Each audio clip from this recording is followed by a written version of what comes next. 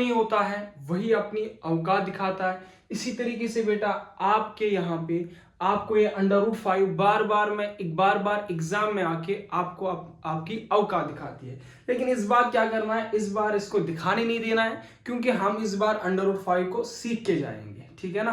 तो ये जो √5 है बहुत बार आपके एग्जाम्स में आता है, तो बहुत सारे बच्चों को नहीं आया था समझ क्लास में भी, इसी वजह से मैंने इसको अलग वीडियो में डिस्कस किया। और बाकी जिन बच्चों को भी नहीं आता होगा इस वीडियो में बने लास्ट तक बने रहे, तो ये जो है ये √5 में आप मास्टर बन जाओगे। ये √5 में ही नहीं, जिस जैसे भी क्वेश्चन इस तरीके के आएंगे। तो चलिए बच्चों, क्या करना है हमें, √5 को इर्रेशनल प्रूव करना है। तो कैसे प्रूव करेंगे सर, आपने बताया था कि एक कंट्राडिक्शन मेथड होता है, उसी तरीके से प्रूव करते हैं। कंट्राडिक्शन मतलब जो कह रहा है उसके अपोजिट में मान लो। सर ये रैशनल कह रहा है, ये इर्रेशनल कह रहा है, तो मैं रैशनल मान दूं।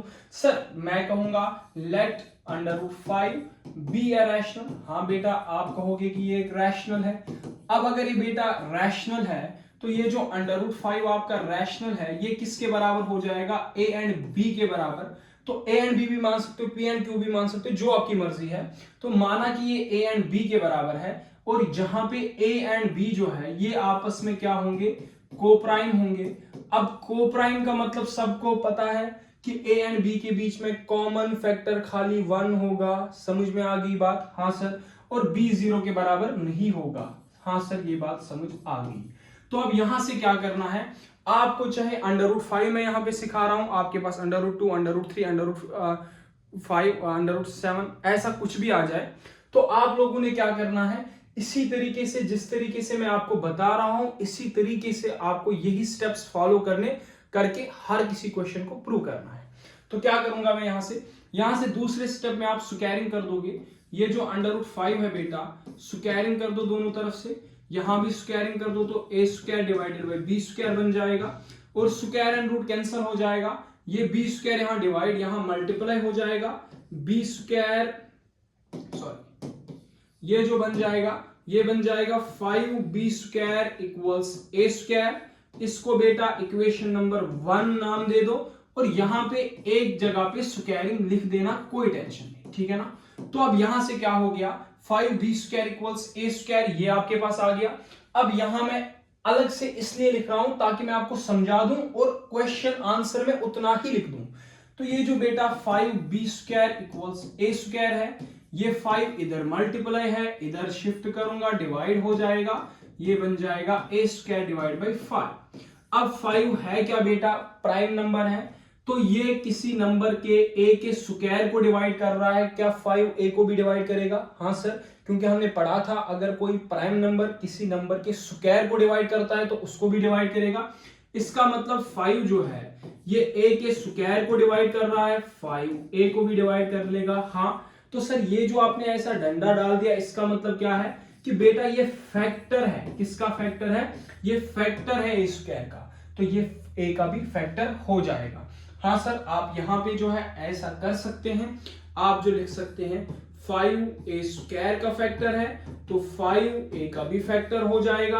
अब मैं एक बात और बताने जा रहा हूं, जहन यहां पे ही रखें। मैंने कहा 10 डिवाइडेड बाई 2 है, बेटा ये 2 नंबर्स है, हाँ सर है। तो यहां पे एक तीसरा नंबर आ जाता है, 2 5 are 10, हाँ आ जाता है। मैंने कहा 14 डिवाइडेड बाई 2, 2 नंबर है, तीसरा आ जाता है, 2 7 are 14। अब और एक ट्विस्ट देख लो, ये जो बेटा ये 10 है, क्या ये बराबर है इन दो के मल्टीप्लिकेशन के बराबर, 5 × 2 10, हाँ सर है। तो अगर यहाँ पे 14 है, क्या ये 14 7 एंड 2 के बराबर है, हाँ सर है।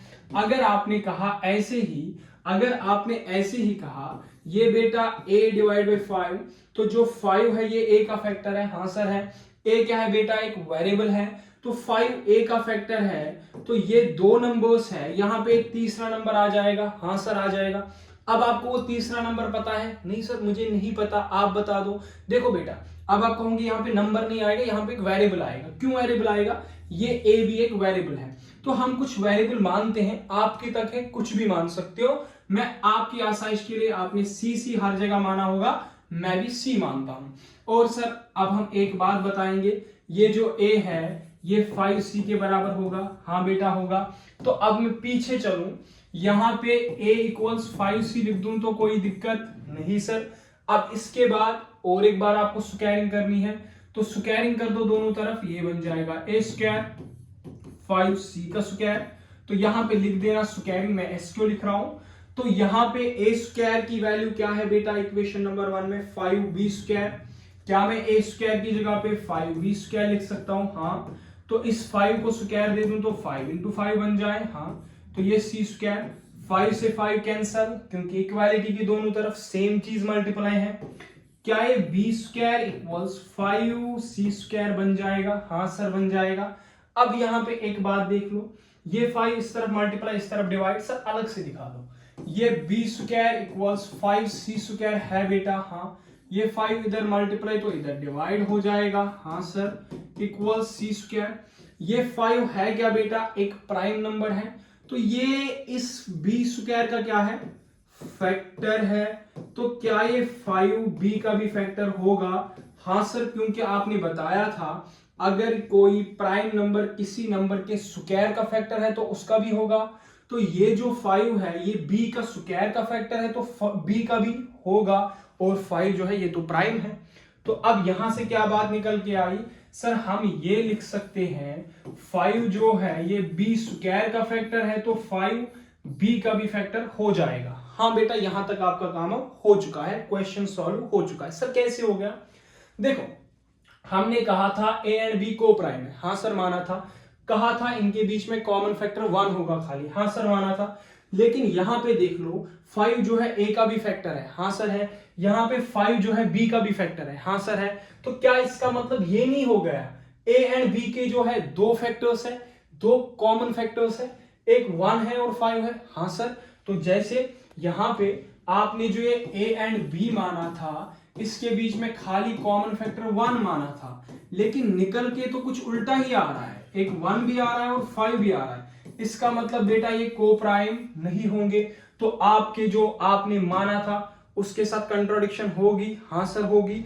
उसी कंट्राडिक्शन के बेसिस पे आप कहोगे ये √5 जो है इर्रेशनल है। सर थोड़ी सी वर्डिंग अगर लिख दे तो आप कहोगे ये कि a and b has 2 factors, ठीक है ना, इसके 2 फैक्टर्स है, therefore over assumption is wrong, ठीक है ना। अब स्पेलिंग नहीं मुझे पता, assumption इज रॉन्ग।